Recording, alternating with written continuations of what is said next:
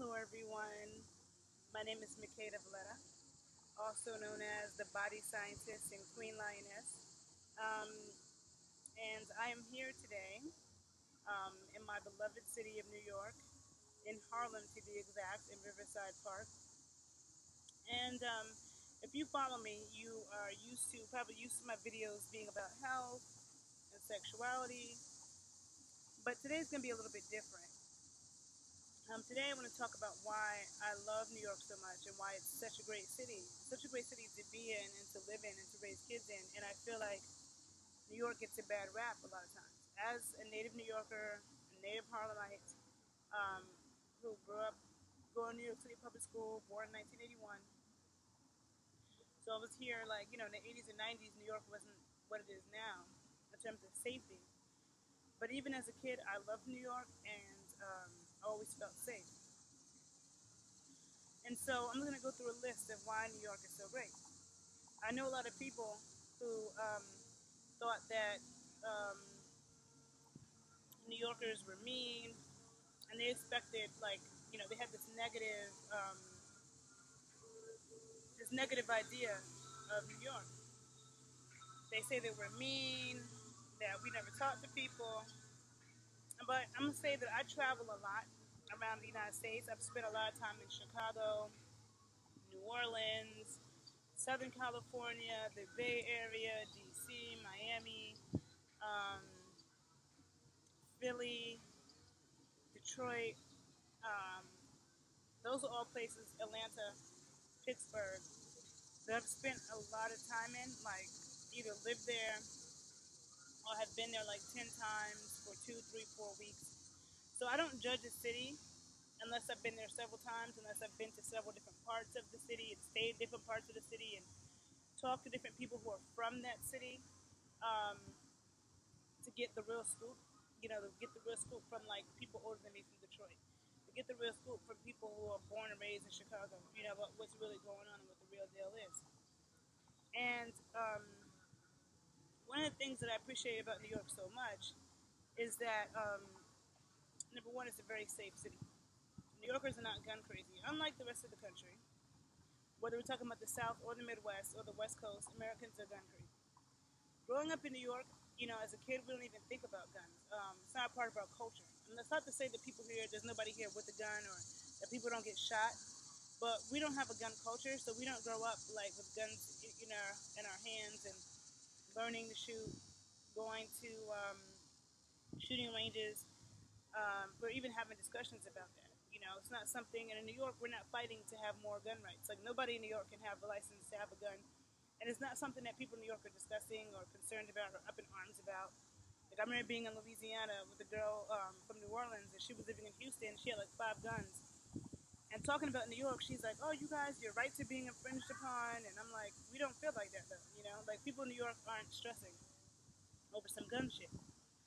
And the statistics show that it actually matters because New York, if you Google the top 100 cities with murders and crime, the highest top 100 rates, New York City's not on the list at all. Now, for a city of 8 million people, such a huge city, one of the biggest cities in the country, to not be on the list of the top 100 cities of homicides and crime and violence is a big deal.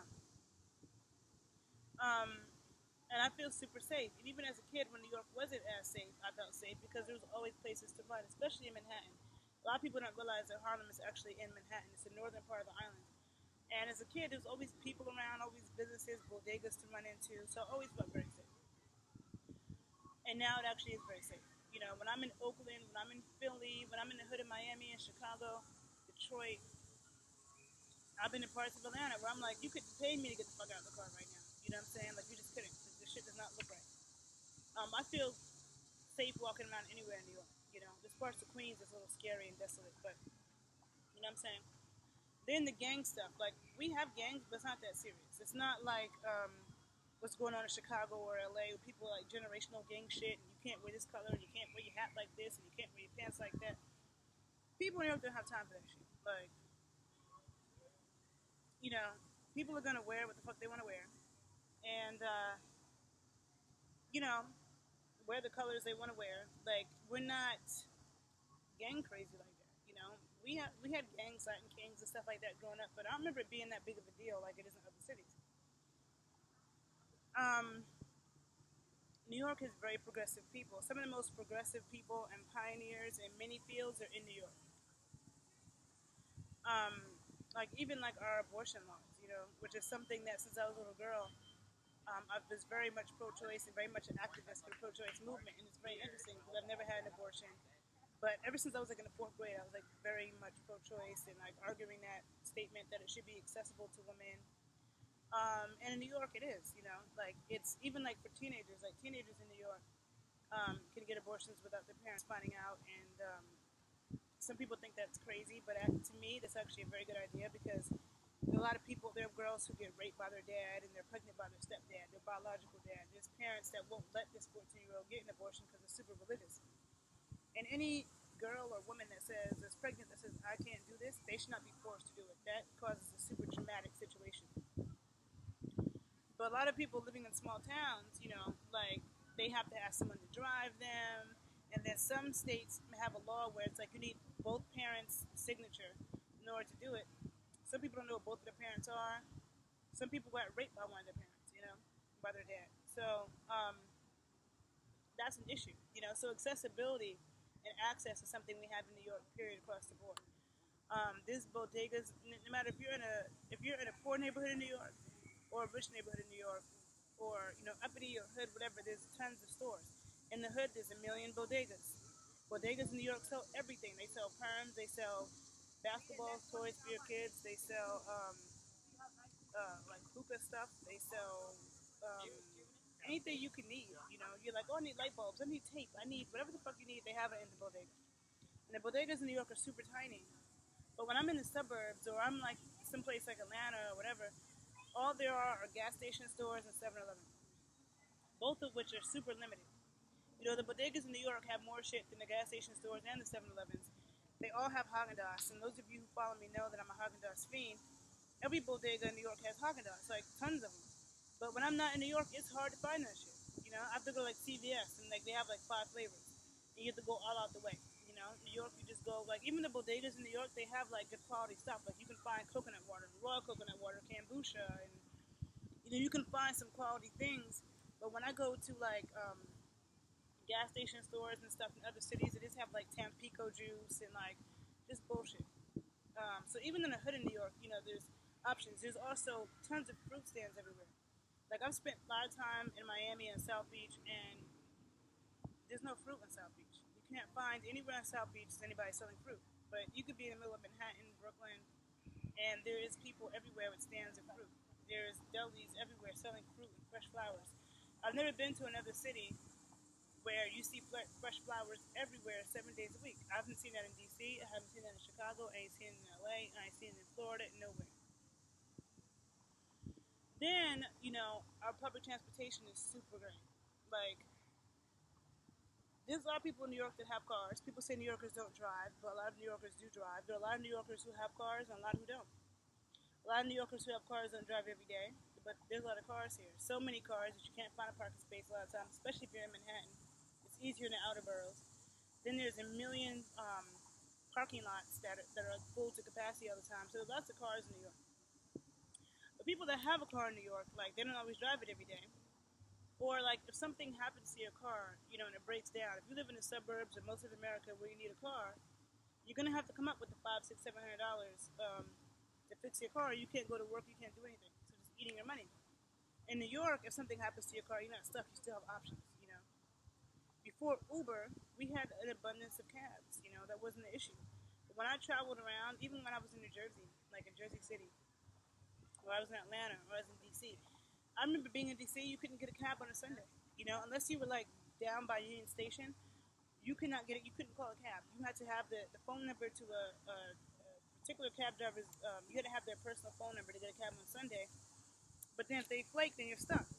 So me being in New York with shit to do, like that's stressful because it's like if you have a flight to make or you have something important to do, and you're dependent on this one cab, and then they flake on you, you're stuck. Public transportation in DC ends at like midnight. Like New York at 4 in the morning, the trains are packed. They're packed with people, and not just like weirdos and crazy people, but like regular people, and it's like white, black, Asian, everything on the train. So diverse. New York is so diverse. That's another thing.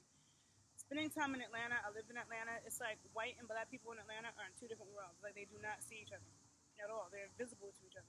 I remember spending time in Piedmont Park, and it was like they would just like walk past each other like they were invisible. Growing up in New York, for me it was like the Cosby Show. Like I had all kinds of friends. I had black and Asian, Hispanic, Jewish, everything. And we all grew up together. Even if you didn't live in that neighborhood, like it's just diverse everywhere. You always come in contact with all kinds of people. Um, and so a lot of cities aren't like that. Chicago isn't like that. One of my favorite cities is Chicago, but and one of my favorite cities is New Orleans. Both of those cities are super violent. Whereas New Orleans, you have to worry about getting shot any goddamn where. People get shot anywhere in New Orleans. There's no safe place where you won't get shot. You'll get shot in the French Quarters. You'll get shot in the shopping mall. Girls get shot. Don't matter. Chicago, I feel like it stays in the hood, but the hood in Chicago makes me super nervous, and it's like such a like you could drive for like 100 blocks in the hood of Chicago. There's no supermarkets. I don't ever remember seeing a supermarket ever in the hood of Chicago anywhere. Um, you drive like 30 blocks and you see a bodega or a corner store that looks like they got like 5 gates in front of it. Looks dusty as hell. It looks like if you go in there you might die, and it looks like they don't have shit in it. And I go through the hood in Chicago. I go through the hood in DC, and I'm a very observant person. I'm not a hater. I'm honest. But in DC and Chicago, those two stand out to me. Like in the hood, people look really dusty. Like they just look dusty. Like they haven't bathed. And don't get me wrong, there are a lot of beautiful people in Chicago. A lot of beautiful black people in Chicago. But um, when I have ridden around Chicago and spent time just observing, there's a lot of people in the hood of Chicago that look fucked up. They look dirty. Their outfits look whack. It's like you come to the hood in New York. It doesn't matter if you're in the Bronx, Queens, Manhattan, Brooklyn.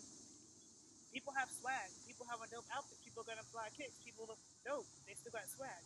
They look clean. Um, so New York, men and women are like swagged out. And there's no one style here. It's whatever you want to be. It's super diverse like that. There's not one thing that defines us. You know, um, whatever you want in New York, you can find it. We also have great public schools. Like I was educated in New York City public schools. I went on to the University of Delaware for undergrad and Columbia University for graduate school. But when I went to college at University of Delaware with people from the suburbs of Maryland and Pennsylvania, New Jersey, like who went to private school, they were super sheltered, naive, hadn't experienced anything. Um, and the public schools in New York are so good. Like a lot of rich people and politicians and Madonna and Nas send their kids to public school. Um, so for me, it's just like why waste all this money, paying college tuition for your kids to go to private school, and they can get a great public education. And New York City has great public schools. I know a lot of cities can't say that. A lot of areas can't say that. So New York is safe. You can great public schools. You have access to stuff. You can get around easily. When I was 12 years old, my brother and I we took the bus to school on our own. I went to my softball games. The city bus stopped right in front of my parents' house where I grew up, and I took it to my softball game in the morning on Saturday morning. My parents didn't have to take me every single place I went. But I went to college, or people from the suburbs, and I found that out. Like they couldn't wait to get a driver's license when they were 17 or 18, so they could have independence. And their parents had to take them everywhere. I'm like, that is so lame. Like to me, thinking about being 15, 14, 13, my parents taking me everywhere sucks. In New York, at that age, you're independent. You can move around on your own. So that's great as a kid growing up. But it's also great for the parents because you can have your own life. And then New York, there's like, if you have interesting parents, like there's so many things. I mean, if you're a kid, you have interesting parents. There's so many things that you can be exposed to. And as an adult, there's so many things you can be exposed to. So many cultural things happening. The best of the best here. It's not like a city like Chicago. You have to it's very like about who you know. If you want to open up a business or something, very cliquish. You know, LA, you gotta suck up to people. DC, you gotta suck up to people. DC people, I feel like they don't even talk to you. They don't know. If you don't know somebody in their clique, you're invisible. You know, New York is not like that. New York is like if you're dope, then and you're good at what you do, then we'll recognize you. Period. You know what I'm saying? You don't gotta suck up to people. It's not all that shit. It's just if you're dope, you fucking dope. You're the best of the world who come here and do big things. And if you make it in New York, you can make it anywhere. But if you make it in New York, that's because you're official. I've spent a lot of time on the West Coast and North and South, and the performers on the West Coast suck. In Seattle and California, like all the street performers, the street performers, they all suck. The people that play the buckets, the people that dance in the street, they suck. In New York, you see like talented ass people, you know, all the time. You never know who you're talking to. Then people say New Yorkers don't talk to anybody, but you know, with me, people in New York talk to me every goddamn day. They talk to me so much, like you know, girls in New York, we usually walk around with earphones because dudes talk to you so much that we wouldn't get anywhere. And even with the earphones, it don't stop them. But people talk to you a lot in New York. No, we can't talk to every single person we see because we have shit to do. We have places to go.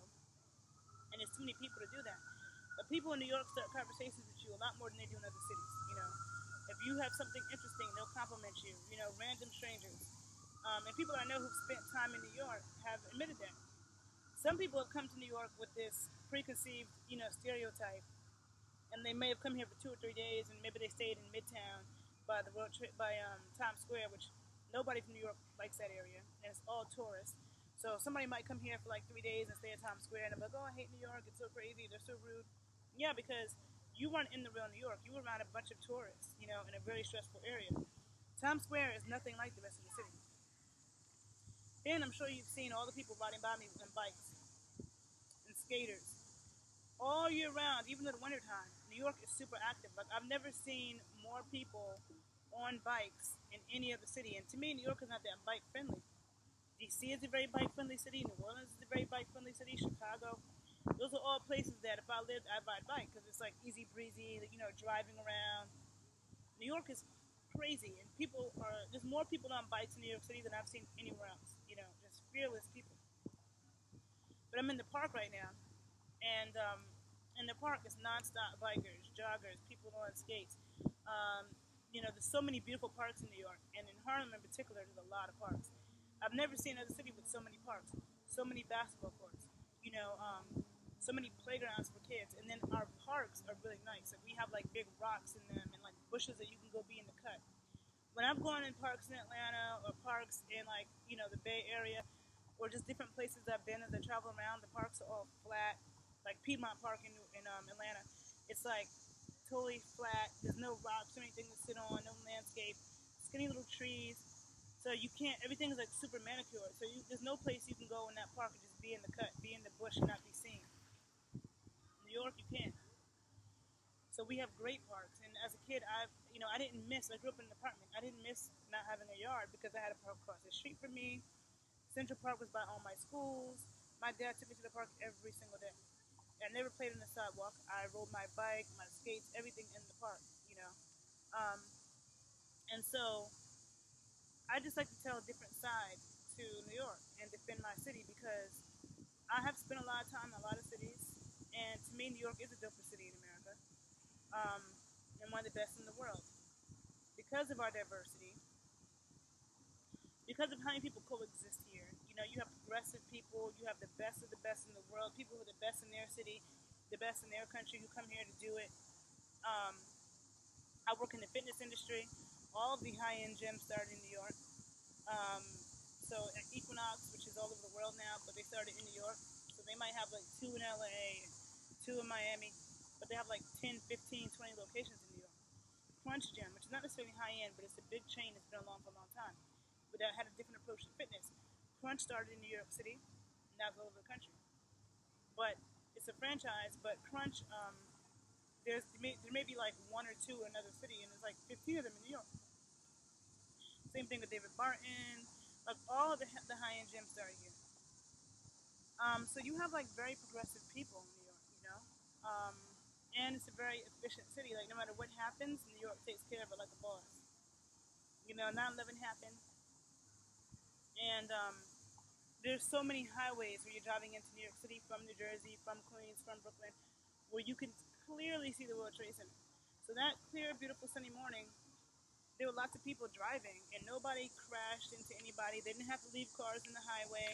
I remember that day they told everybody, like, you cannot leave off of or come onto the island of Manhattan. Now, in New York, a lot of people don't work or go to school in their borough. So there's people who go to school and work in Manhattan who don't live in Manhattan, and vice versa. So even though they made that rule, no kids got stuck at school that day. No cars got stuck on the highway that day. But then you got Atlanta where they got an inch of snow, kids got stuck in school overnight, all these people had to leave their cars on the highway, like, that shit was ridiculous. And people were like, oh, well, Atlanta's not used to the snow. And New York wasn't used to 9/11, but we handled it. It's about having competent people in charge and being efficient. And given that I grew up in New York and that's my standard, I have a hard time dealing with, like, inefficiency for no fucking reason. And a lot of cities are like that. So, New York is expensive, but there's also more money in New York. There's more money to be made in New York. I feel like the cost of living is a lot everywhere. Miami was voted one of the most expensive cities, and it's not because their prices are more than New York. It's compared to how much it costs to live. It actually is one of the most expensive cities. So people in New York make more, and depending on what you do, there's way more potential to make more in New York than there is in other cities. So I've lived a lot of places, and I've thought about moving other places, and at the end, I just say, you know what, New York is just the best place. I'm just gonna have to make the money to be here because I like being safe. I don't like having to worry about getting shot all the time, which you do in a lot of cities. At 3 in the morning, I can leave my house and go to the store and get whatever I want. If I decide at 3 in the morning I want some ice cream, I want some ginger ale, I need some toilet paper, a bottle of water, I can go outside. And if that bodega doesn't have it, the one across the street does, they don't have it. It's like bodegas in every block. So you have access to everything. Today I wanted to get some cocoa butter, so I went to 125th Street. There's a bunch of vendors on 125th that sell shea butter, cocoa butter, all natural soaps. Brooklyn, same thing. There's a lot of different places. So you can just you have access to stuff. You can get whatever you want.